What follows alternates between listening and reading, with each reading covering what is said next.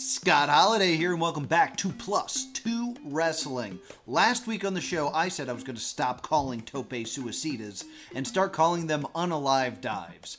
And what do you know? The very first maneuver of CZW Tournament of Death 20 was an unalive dive, and I didn't disappoint. Play the clip. Play the clip. Mike, play the CZW clip. They cut it out of the broadcast? Motherfucker!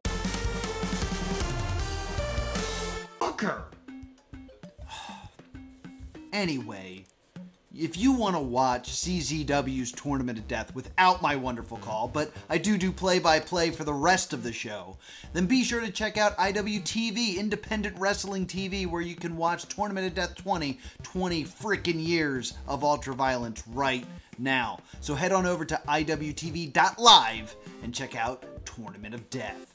And if you're looking for something else to watch, this very Saturday, that's October 14th at 6 p.m. on the Combat Fights Unlimited YouTube channel, you can watch Slamovich vs. Blade 2 by CFU. It is an afternoon of cage fights, and it is a fantastic show. I was there to help out, so please enjoy that. It debuts this Saturday at 6 p.m. on the CFU YouTube channel. If you want to watch some live wrestling, well, boy, do I have some stuff for you. November 3rd through 5th, it's J1 Con at the Showboat in Atlantic City, New Jersey. And on Sunday, it is the return of Cosplay Pro Wrestling. Perhaps a guy that looks quite like me will be there. So head on over to j1con.com and get your tickets and spend the weekend in Atlantic City if you're a big anime fan. If you're in the Maryland area, then maybe November 5th you should head on down to Havre de Grace State Theater for Limelight 22, where we will finally see, for the CZW World Heavyweight Championship, Rich Swann will defend against the top guy, Griffin McCoy. Also, we will see Jordan Oliver go one-on-one with Brando Lee. Last time at Limelight, we saw Brando Lee knock out Jordan Oliver with that fatality. So, Jordan Oliver is looking for revenge against Brando Lee. Also, November 19th in Camden, New Jersey, on the Battleship, New Jersey, CZW presents Urban Warfare. Yes, it's going to take place on the actual Battleship, New Jersey. So head over to 100 Clinton Street in Camden, New Jersey. It's going to be a wild time. The bell rings at 4 p.m. and you can get your tickets at czwrestling.com.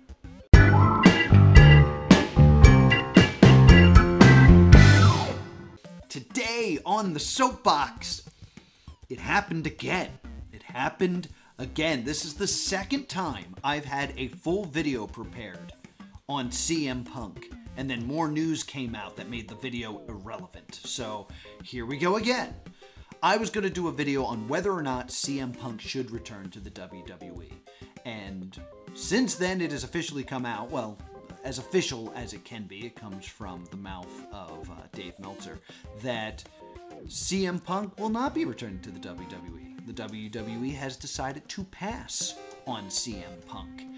And I think I'm going to take most of the script that I already had written and basically explain why I think that's a good thing overall. Because CM Punk's return to the WWE would not be the thing you expected it to be. It would be full of disappointing, not momentum-moving, not huge earth-shattering moments. It would be a repair job on the face of the WWE, trying to fix all the problems that CM Punk caused himself and try to make themselves look better than AEW. So let's go through it. Here's my prediction to what would have happened if CM Punk returned. So obviously the first place you would think, where does CM Punk return? It's in Chicago. So that would put him at Survivor Series. And I would say that's a perfect thing to do. And what the WWE would have him wrestle no one. You see, you gotta remember this is the WWE now. This isn't AEW. We're not talking about how AEW takes people like Sting and Christian Cage and Adam Copeland and treats them like they're just roster members. He's gonna be treated like a legend. Remember how they treated Edge when he came back. He had matches, but he wasn't wrestling every week. Think about how they treat Cena now. He shows up a lot, but he's not having a whole lot of matches. Think about how they treated Kurt Angle. That's going to be a big one to keep in mind for this. Kurt Angle came back for 3-ish matches. He tagged with Ronda Rousey, really in a story for Ronda Rousey. He replaced a member of the Shield. Remember when he was in the Shield? That was like an accident. They didn't even want to do that. And then he had a couple matches on Raw leading up to his big retirement match against Baron Corbin. Yay. So they're going to treat CM Punk like a legend. So what they would do is hype up the idea that CM Punk was going to be at Survivor Series. They would use him the way they used Bray Wyatt when he returned. He's going to come out and he's going to talk. And what is CM Punk going to say when he sits cross-legged in a WWE ring? Well, if WWE is the boss now, I think he's going to have to say what the WWE wants him to say. Like, you cannot capitalize on the storyline of how CM Punk was mistreated in the WWE and how the Authority kicked him out and the big bad Vince McMahon fired him on his wedding day. Because Vince isn't wrestling. He's just not. Triple H is not wrestling. He might have one more match in him, but I think we all know that he shouldn't be. Kane's not there, so there's no corporate Kane. There's no reason to go back to that storyline. What would benefit the WWE most is if they brought CM Punk in and he talked about how he was mistreated by AEW. And now he is finally home. That is valuable to the WWE. That is something the WWE would want. The idea of bringing CM Punk back and having him give a message of, I went elsewhere and I learned how wrong I was about this place. There is no place I'd rather be than where the real wrestling happens, here in the WWE. That to me is the most valuable thing to the WWE. They can erase all the bad press they got from firing CM Punk on his wedding day, the whole Z-Pack, the whole mistreatment of CM Punk medically, that can all just go away. And all of that can turn on the competition if CM Punk said, hey, screw those guys. I'm glad to be back. That's one of the most valuable things WWE could ask for. But then you got to do something with CM Punk. So what would you do? Well, I think the obvious thing to do is you put him in the Royal Rumble. A Royal Rumble that I don't think he would win. Because let's be honest, Roman's making it to WrestleMania, and CM Punk's not the guy to defeat Roman Reigns. I mean, the idea of Roman reigning for 3 years and then losing to a guy who disappeared for 7 years and is no longer a WWE guy seems like a stretch. You could do the match. I think the match would be great. You could do the long streak versus another long streak that CM Punk had. He could talk about how he held the title for over the years and he would still be champion if he didn't get screwed over, and how he's truly the best in the world and you're just the head of the table. You could do that. It'd be a great main event. But CM Punk is losing that match. So what do you do with CM Punk at WrestleMania? I think there's a good chance that one of the reasons that negotiations broke down between Punk and the WWE is the one thing that Punk has not done is main event a WrestleMania. So let's have CM Punk main event a WrestleMania. He's losing all those matches in my opinion. Like, They're not going to have him fight Roman and win. They're not going to have him fight Cody and win. They're not going to have him fight Seth and win. The people that I think CM Punk could beat are all people that would not make it a main event.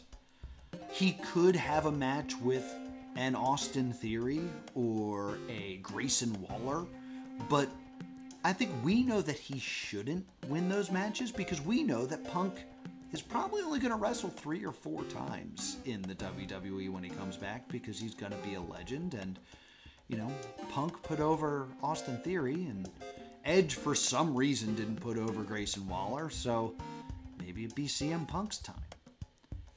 That first match that he has, it would probably be at Mania, and it would probably, if you needed to give him a win, it would be over the biggest guy that they felt confident that it would be okay for CM Punk to beat.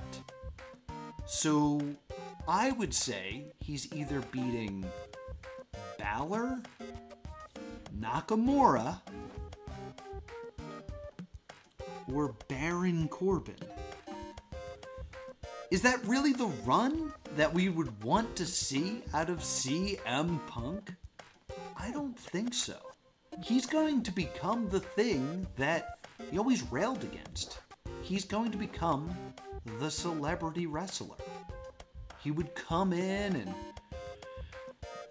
be the best version of CM Punk while hurting AEW. So who could he rail against? Who could he be the voice against? I bet you if CM Punk returned, he would wrestle at maybe not a main event, but at WrestleMania against Logan Paul. Can you think of a bigger name that would make sense for Punk to beat that WWE's not trying to protect? No, he would waltz in as the guy from Heels, and he'd fight another superstar. He'd fight Logan Paul. CM Punk in the WWE would not work because the WWE would not let CM Punk be CM Punk. The only reason that the WWE would bring back CM Punk is to repair their image, not the relationship with CM Punk, but to erase the mistakes that they made and get an advantage over AEW. A lot of this doesn't hit as hard as I had hoped because we know he's not coming back. But you know, now that I've made this video, I'm sure more news will come out to make this video irrelevant, so you're welcome. The fact that I made this makes maybe CM Punk come back and will make me look like a fool. What do you think would happen if CM Punk came back? What do you think the WWE would do with CM Punk if he returned? Let me know in the comments down below. And I hope you have a great day.